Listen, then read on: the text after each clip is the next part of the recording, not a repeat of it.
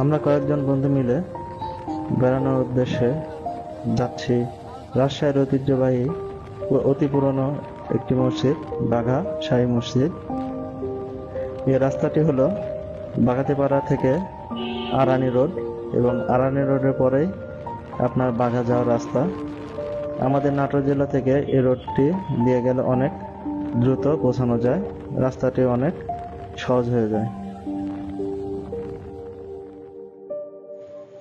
অবশেষে আমরা পৌঁছে গেছি আমাদের কাঙ্ক্ষিত স্থানে।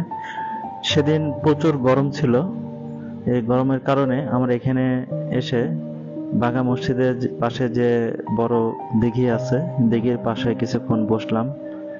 সুন্দর ঠান্ডা বাতাস, গাটা একটু আমরা শীতল করে নিলাম।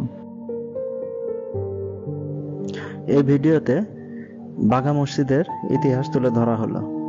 ইতিহাস থেকে জানা যায়, 1000 বছর আগে বাগদাদের আব্বাসিয়া আমলের খলিফা হারুনুর রশিদের বংশধর হযরত মাওলানা শাহ আব্বাসের পুত্র হযরত মাওলানা মুআজ্জেম উদ্দৌলা অলি বাংলাদেশে এসে রাজশাহীর বাঘা গহীন অরণ্যে আস্তানা গাড়েন। এরপর ইসলাম প্রচারের স্বার্থে আধ্যাত্মিক সাধনা শুরু করেন। ওই সময় ঐতিহাসিক এই মসজিদের ভিত্তিপ্রস্তর স্থাপন করেন তিনি। পরবর্তীতে মসজিদটি 1523 থেকে 1524 সালে হোসেন শাহী বংশের প্রতিষ্ঠাতা আলাউদ্দিন শাহের পুত্র সুলতান নসরত শাহ মসজিদটি নির্মাণ করেন এবং সামনে খনন করেছিলেন বিশাল এক দিঘি। আজকে তাহলে এ পর্যন্তই। সবাই ভালো থাকবেন। ধন্যবাদ।